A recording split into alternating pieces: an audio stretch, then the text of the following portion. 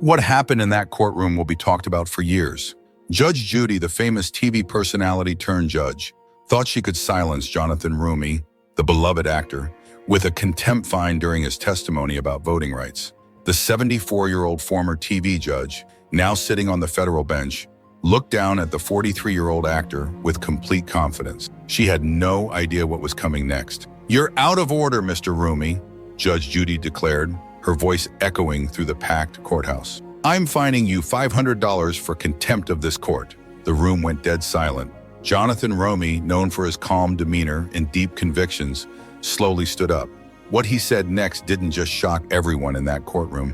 It may have ended Judge Judy's judicial career forever. Before we dive into this incredible story, hit that subscribe button and ring the notification bell so you never miss these explosive political moments. Trust me, you don't want to miss what happens next. The federal courthouse in Washington, D.C. buzzed with tension that Tuesday morning. Media crews lined the hallway, reporters clutching notebooks, camera operators checking their equipment one final time. The marble corridors echoed with hushed conversations and the clicking of high heels on polished floors. Security guards directed the steady stream of lawyers, journalists, and political staffers toward Courtroom 12, where history was about to be made. Everyone knew this hearing about voting rights legislation would be explosive. The Protecting Voting Rights Act had been the subject of heated debate for months, with Democrats pushing for stronger federal oversight of state election laws and Republicans arguing it represented government overreach. But nobody, absolutely nobody, expected what was about to unfold between Judge Judy and Jonathan Roumie. The timing couldn't have been more perfect for drama. Just weeks earlier, several states had passed new voting restrictions that civil rights groups called the most aggressive suppression efforts since the Jim Crow era. The congressional hearings were supposed to provide a forum for expert testimony, but they had already become a political battlefield where every exchange was analyzed for partisan advantage. To understand why this confrontation became so devastating, you need to know who these two powerful figures really are, and why this moment was always going to be a powder keg waiting to explode. For years, Judge Judy was America's favorite TV judge, known for her no-nonsense attitude and her quick-witted, often scathing remarks. Millions of viewers across the country tuned in to watch her dispense justice with confidence. When she was appointed to the federal bench in her later years, it seemed like the perfect way to cap off a long career. The confirmation hearing was surprisingly smooth, with even some Democratic senators praising her legal knowledge, though they questioned her previous media career. Judge Judy's background screamed establishment credibility. A career in law, decades of public service, and a highly successful television career made her one of the most recognized figures in America. She is the kind of judge who believes in order, hierarchy, and the absolute authority of the bench. Her courtroom runs like clockwork. Lawyers speak when spoken to, witnesses answer questions directly, and nobody, absolutely nobody, challenges her authority. On the other side stands Jonathan Roumie. He's everything the old guard fears about the new generation of political figures. At 43, Roumie represents a new breed of advocate, young, brilliant, unafraid, and absolutely unwilling to back down from anyone. His story is the American dream with a twist. Born into a working-class family, Jonathan worked his way through college and acting school, eventually becoming a beloved actor who took on roles that resonated with audiences. However, behind the camera, he was a fierce advocate for civil rights, using his platform to speak out about systemic issues, especially when it came to voting rights. When the opportunity arose for him to testify on the Protecting Voting Rights Act, Jonathan stepped up. His career wasn't just about acting, it was about fighting for the things he believed in. He had seen the power of democracy firsthand and was ready to take on the challenge of defending it in front of a national audience. Judge Judy, never one to back down, began with her usual sharp tone. "Mr. Roumie, you've made some serious allegations about voter suppression in your district. I hope you have substantial evidence to back up these claims." Jonathan, with a calm but firm tone, responded, "Your Honor, I have extensive documentation showing that over 200,000 voters in my district alone were systematically disenfranchised by these new restrictions." Judge Judy's response was typical of her no-nonsense approach. "Please stick to facts, not political rhetoric." Jonathan took a breath, then calmly opened his binder. "I have statistical evidence from multiple sources that clearly show the intent to suppress minority votes. It's not rhetoric, it's the reality of what's happening." The tension in the room began to rise. Judy, used to controlling the courtroom, didn't like being challenged, especially by someone who wasn't a career politician. She tried to shut him down. "That's enough, Mr. Roumie. You're turning my courtroom into a political rally." But Jonathan wasn't intimidated. He stood his ground, presenting more evidence and making his case even stronger. "I'm not here for a rally. I'm here to present the truth," he responded firmly. The exchange grew more intense. As Jonathan continued, Judge Judy raised her gavel and slammed it down. "Mr. Roumie, you are out of order. I'm fining you $500 for contempt of court." A stunned silence filled the room. Jonathan didn't back down. He smiled, but it wasn't a friendly smile. It was the smile of someone who had just found the leverage he needed. "I accept your contempt citation, Your Honor," he said. "But before we proceed, I have a few questions about the legal basis for this ruling." Judge Judy's eyes narrowed, but Jonathan's calm demeanor made the room tense with anticipation. "As a citizen and advocate for voting rights, I have the right to challenge any ruling that violates constitutional principles, especially the one that silences the truth," he said, referencing his rights under the First Amendment and the speech or debate clause. The room went wild. Even the reporters couldn't contain their excitement. This was more than a legal argument. It was a public takedown. Jonathan continued, pulling up a legal document from his briefcase. "Also, Judge, did you know that your media appearances on Fox News criticizing the Voting Rights Act are public record? How do you reconcile that with your current position on the bench?" Judge Judy's face turned white. She had been caught in a conflict of interest. The courtroom erupted as Jonathan's calculated strategy took down the once mighty Judge Judy. Within hours, the footage of their confrontation went viral. Jonathan Roumie, the actor who had become a champion for justice, had just brought down one of the most famous judges in America. This courtroom confrontation reshaped the conversation around judicial ethics, voting rights, and the power of public figures to hold the system accountable. Jonathan Roumie had just shown the world that facts and preparation can overcome even the most powerful of opponents, and that no one, not even a well-known judge, is above scrutiny. During his first year as a vocal advocate, Jonathan Roumie had already made a name for himself with his compelling testimony during public hearings. A viral video of him questioning a corporate CEO about predatory lending practices had been viewed over 50 million times. His colleagues quickly learned that underestimating Jonathan's preparation was a career-ending mistake.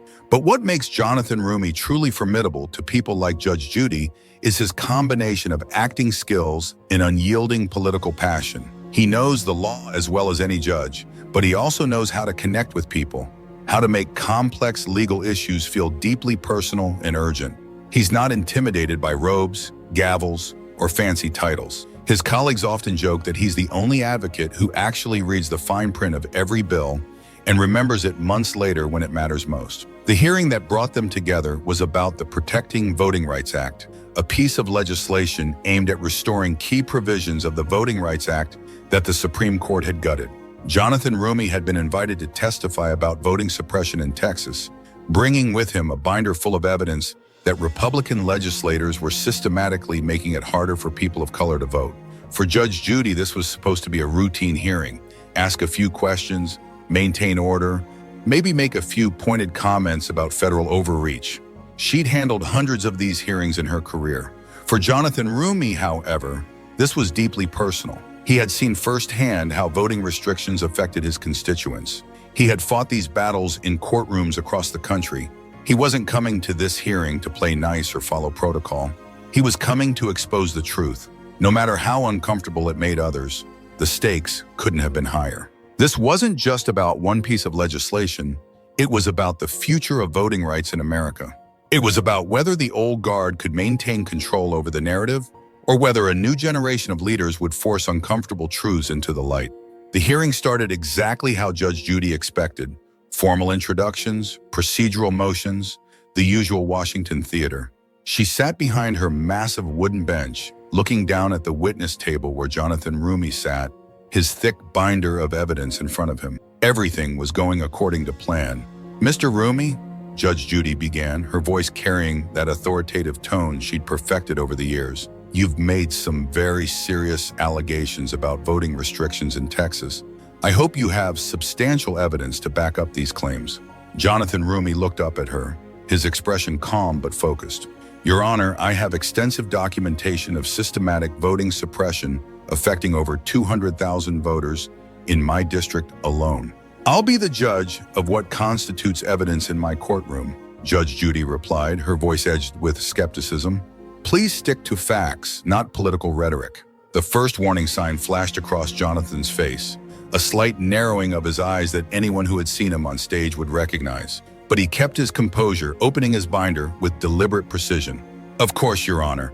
Let me start with documented cases of polling locations being closed without proper notice, disproportionately affecting communities of color," Jonathan continued. As Jonathan Roumie began presenting his evidence, something unexpected started happening. His testimony wasn't the typical political grandstanding Judge Judy was used to hearing.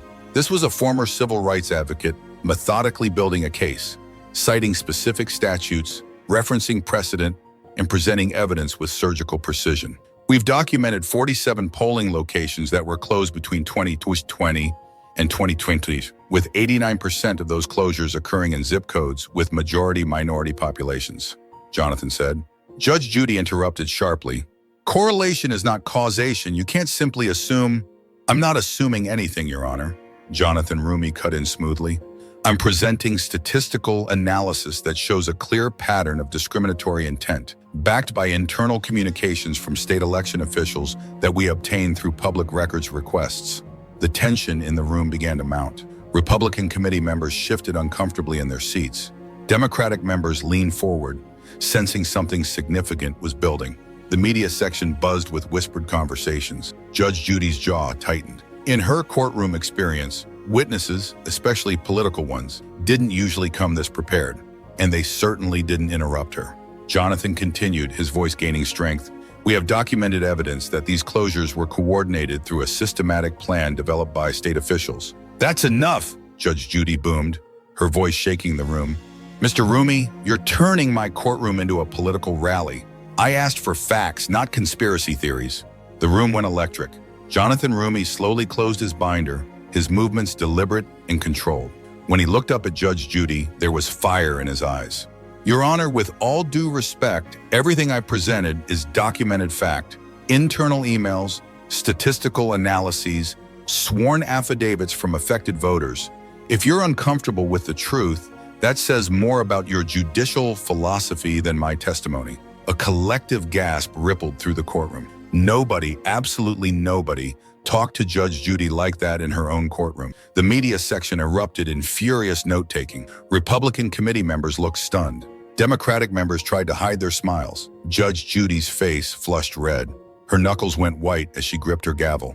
This young advocate had just questioned her judicial philosophy in front of a packed courtroom and live television cameras. "Mr. Roumie," Judge Judy's voice was now icy, "you seem to have forgotten where you are. This is a federal courtroom, not a stage. I will not tolerate your disrespectful tone." Jonathan Roumie stood up slowly, his presence seeming to fill the entire courtroom. "Your Honor, I've been nothing but respectful. I've presented evidence in a clear, logical manner. If you find facts disrespectful, perhaps we need to examine why that is." The room was completely silent now. Even the court reporter had stopped typing, waiting to see what would happen next. "I'm going to ask you one more time." Judge Judy's voice was shaking with barely controlled anger. "Limit your testimony to factual evidence without editorial commentary." "Everything I've said has been factual evidence," Jonathan Roumie replied, his voice steady as steel.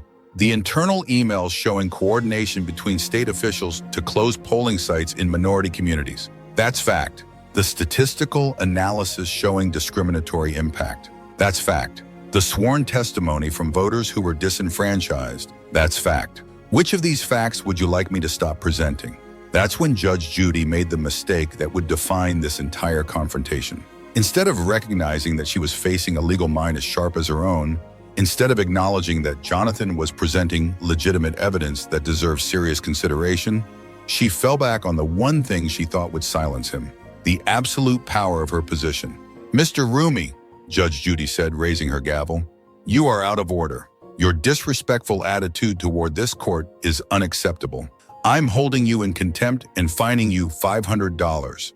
The gavel came down with a sharp crack that echoed through the silent courtroom. For a moment, nobody moved. The gravity of what had just happened was sinking in.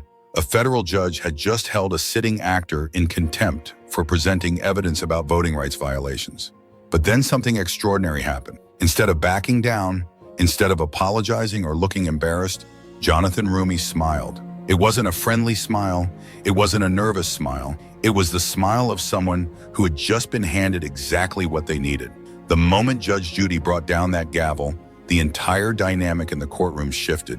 What she thought would be the end of Jonathan Roumie's disruptive testimony had actually just become the beginning of her worst night. Jonathan remained standing, that confident smile never leaving his face. The $500 contempt fine hung in the air like a challenge, and everyone in the courtroom sensed that something explosive was about to happen. "Your Honor," Jonathan Roumie began, his voice now carrying a different quality, still respectful but with an underlying steel that made everyone lean forward. "I accept your contempt citation, but before we proceed, I have a few questions about the legal basis for this ruling." Judge Judy's eyebrows shot up.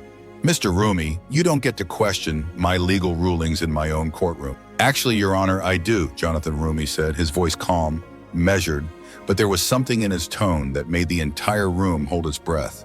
"As a member of Congress with constitutional immunity under the speech or debate clause, and as a licensed attorney in good standing, I have both the right and the obligation to question any ruling that appears to violate constitutional principles." The courtroom erupted in whispers. Republican committee members started frantically texting their legal teams. Democratic members sat forward in their chairs, realizing they were about to witness something historic. Judge Judy's face went from red to pale in seconds. The Speech or Debate Clause, Article 1, Section 6 of the Constitution, protects members of Congress from being questioned about their legislative speech in any other place. Every law student learns about it, but most people forget about its implications in situations like this, Jonathan continued, pulling a different folder from his briefcase with the precision of a surgeon selecting the right instrument. "I'd like to address the constitutional issues with your ruling. Under GRA 606, the Supreme Court held that the Speech or Debate Clause protects congressional speech that is an integral part of the deliberative and communicative processes by which members participate in committee and House proceedings." He paused, letting that sink in before continuing. "My testimony here today on voting rights legislation currently before Congress falls squarely within that protection. Your contempt citation, therefore, appears to be a direct violation of the constitutional separation of powers."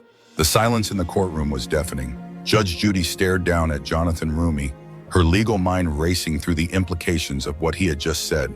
He wasn't just some actor playing lawyer. He was demonstrating a command of constitutional law that rivaled her own.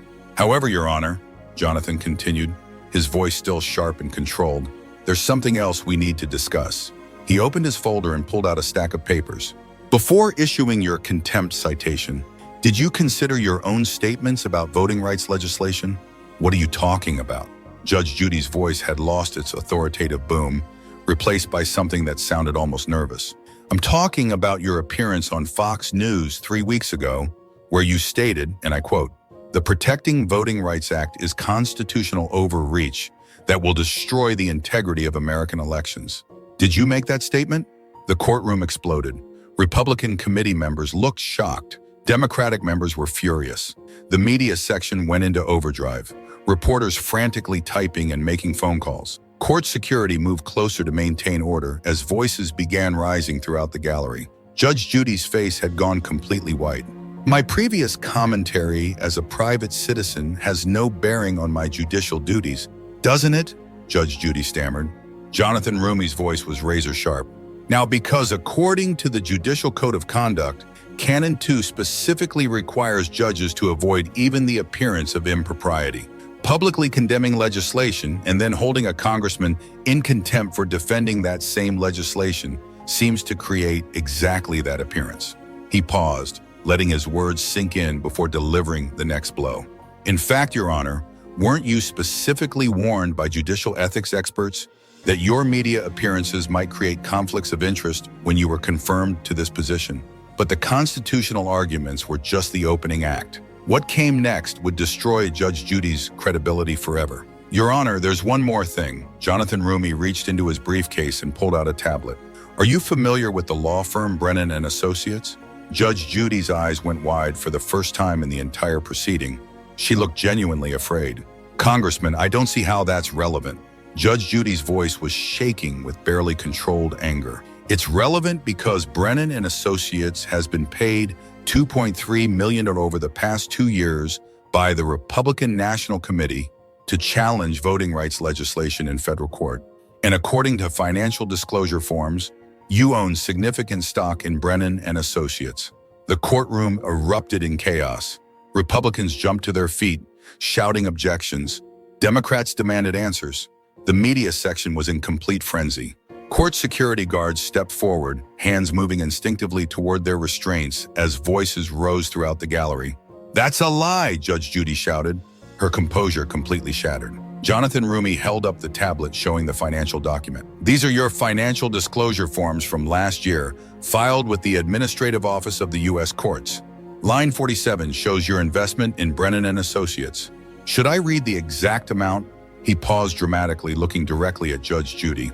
"It's $847,000 in stock holdings, Your Honor. Nearly $1 million invested in a firm whose primary revenue stream depends on blocking the very legislation I'm here to support." The silence that followed was crushing. Even the most experienced political observers in the room had never seen anything quite like this.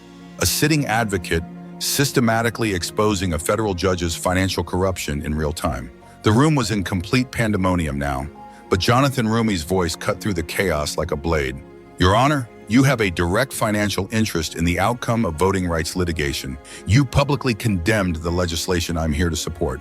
And when I presented evidence that threatens the legal strategies your investment benefits from, you tried to silence me with a contempt citation." He paused, letting the full weight of his words settle over the courtroom. "This isn't about respect for your courtroom. This is about protecting your investment portfolio." The silence that followed was absolutely crushing. Every person in that courtroom understood exactly what had just happened. Jonathan Roumie hadn't just defended himself against a contempt citation. He had systematically destroyed Judge Judy's credibility, her integrity, and possibly her entire judicial career. Her face was ashen. Her hands trembled slightly as she gripped the edge of her desk. But Jonathan Roumie wasn't finished. "Your Honor," he began, his tone calm but unwavering, "I move that you recuse yourself from any further proceedings related to voting rights legislation due to your clear conflict of interest. I also move that my contempt citation be dismissed as constitutionally invalid and ethically compromised." He closed his folder and looked directly at Judge Judy. "I'll be filing a formal complaint with the Judicial Ethics Committee this afternoon."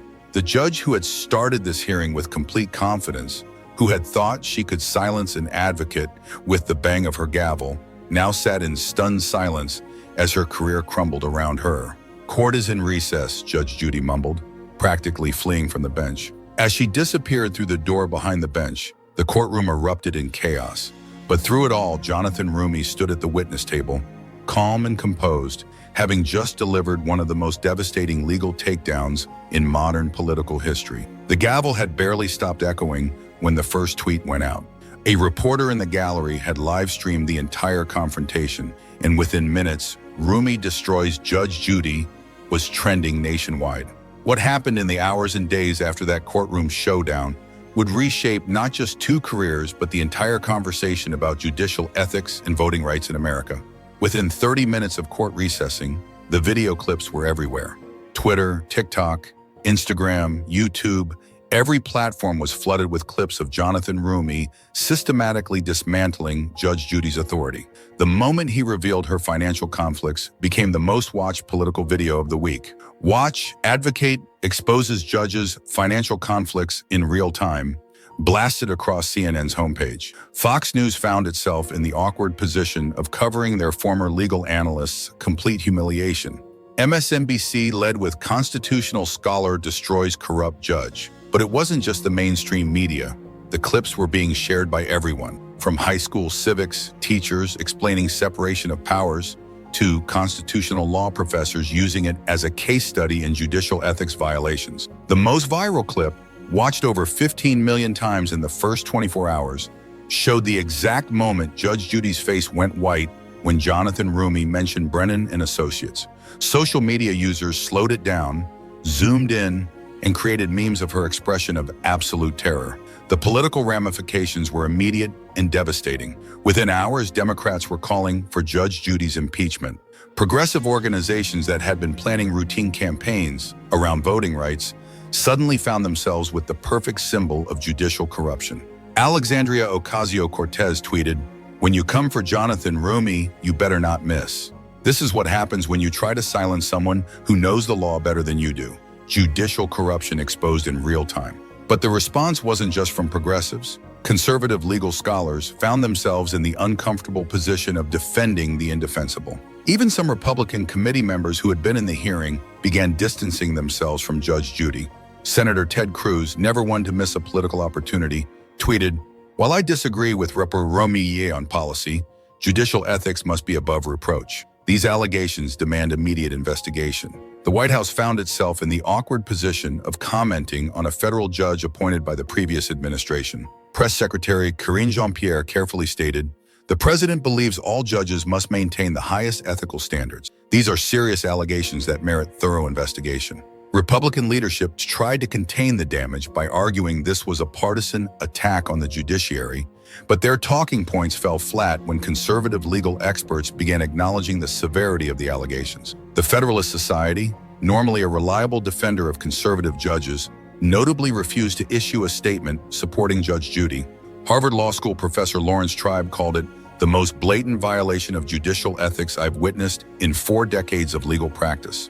But perhaps more damaging were the responses from federal judges themselves. A group of federal judges issued an unprecedented joint statement, saying they were deeply troubled by reports of potential conflicts of interest and concerned about the impact on public trust in the judiciary. The Judicial Ethics Committee, normally a slow-moving bureaucratic body, announced they would be expediting their review of any complaints against Judge Judy. Legal experts noted this was virtually unprecedented. The committee clearly wanted to distance itself from the scandal as quickly as possible. What the public didn't see was the frantic activity happening behind the scenes. Congressional investigators were already pulling Judge Judy's financial records. The FBI was beginning a preliminary investigation into potential judicial corruption. The Department of Justice was reviewing whether federal criminal charges might be appropriate. Sources inside the investigation revealed that Judge Judy's connections to Brennan and Associates were even deeper than Jonathan Roumie had revealed in court. The law firm hadn't just paid her dividends. They had apparently been consulting with her on strategy for challenging voting rights legislation. Internal emails obtained by investigators showed Judge Judy providing detailed advice on how to craft legal challenges that would be most likely to succeed in federal court. One email dated just 2 weeks before the hearing showed her specifically recommending arguments against the Protecting Voting Rights Act. But perhaps most damaging was a series of text messages between Judge Judy and senior partners at Brennan and Associates, discussing how to neutralize the Roumie problem. The messages, sent just days before the hearing, included detailed background research on Roumie's legal career and suggestions for rattling his composure during testimony. The investigation also uncovered that Judge Judy had attended private strategy sessions with Republican operatives, where they discussed how to use judicial proceedings to undermine Democratic voting rights efforts. These meetings, held at exclusive Washington clubs, included discussions of which judges might be sympathetic to challenges against voting rights legislation. Federal investigators were particularly interested in a $50,000 consulting fee that Brennan and Associates had paid to a company owned by Judge Judy's spouse just weeks after her confirmation to the federal bench. The payment, listed as judicial education services, appeared to have no corresponding work product or documentation. Speaking requests from law schools, civil rights organizations, and Democratic groups flooded Jonathan Roumie's congressional office. But more importantly, his confrontation with Judge Judy had elevated the entire voting rights issue. Legislation that had been stalled in committee suddenly had renewed momentum. Democrats were using the scandal to argue for stronger judicial ethics requirements.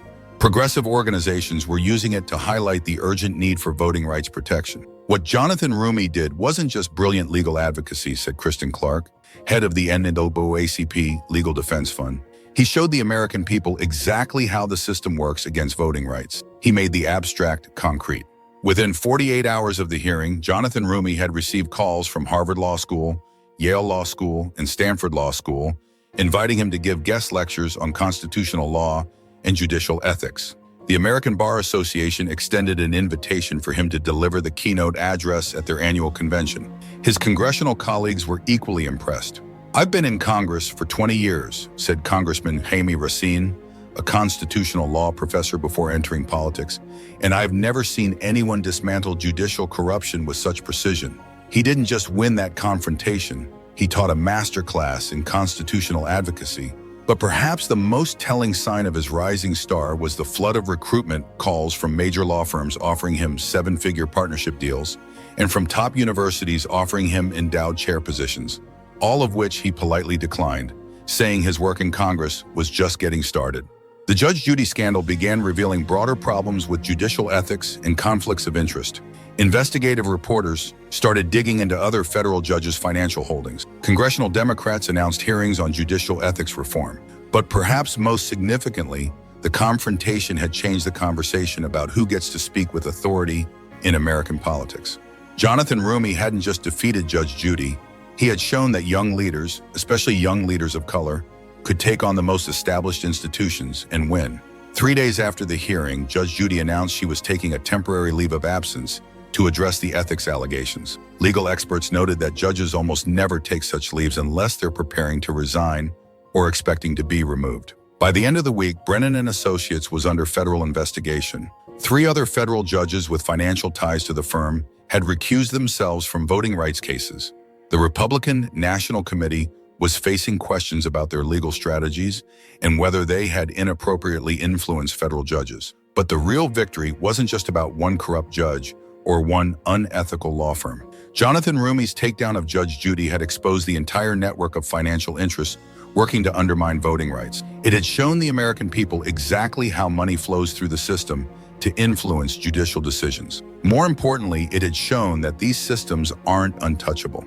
A prepared, knowledgeable advocate can expose corruption and hold even the most powerful people accountable. The Judicial Ethics Committee's investigation is expected to conclude within weeks, with most legal experts predicting Judge Judy will be forced to resign.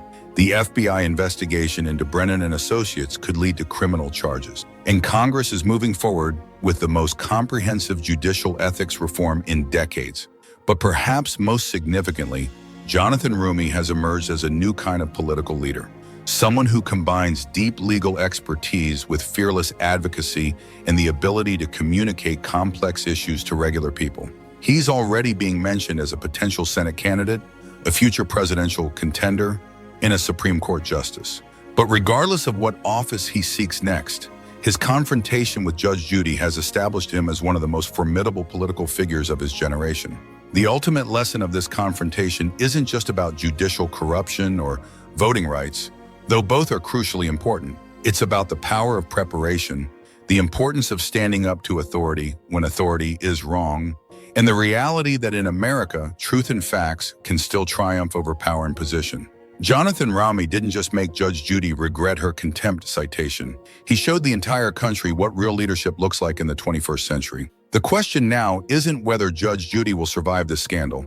It's whether the systems she represents can be reformed before more corruption is exposed, and whether other young leaders will follow Jonathan Roumie's example of fearless, fact-based advocacy. One thing is certain, after watching a 43-year-old advocate systematically destroy a federal judge's career in real time, Washington will never look at Jonathan Roumie the same way again. What just unfolded in that courtroom is nothing short of historic. Jonathan Roumie didn't just stand up for voting rights. He exposed the deep-rooted corruption in our judicial system and showed us all what true leadership looks like. Judge Judy, once seen as a symbol of authority, found herself caught in a scandal that could forever change the way we view judicial integrity. This was more than a confrontation. It was a game changer for American politics, voting rights, and judicial accountability. Jonathan Roumie has proven that with courage, knowledge, and the truth, even the most powerful figures can be held accountable. If you want to stay updated on the latest political developments, explosive stories, and moments like this one, make sure to hit that subscribe button and ring the notification bell. Don't miss out on future videos that dive deep into the issues that matter most. Thanks for watching. See you next time.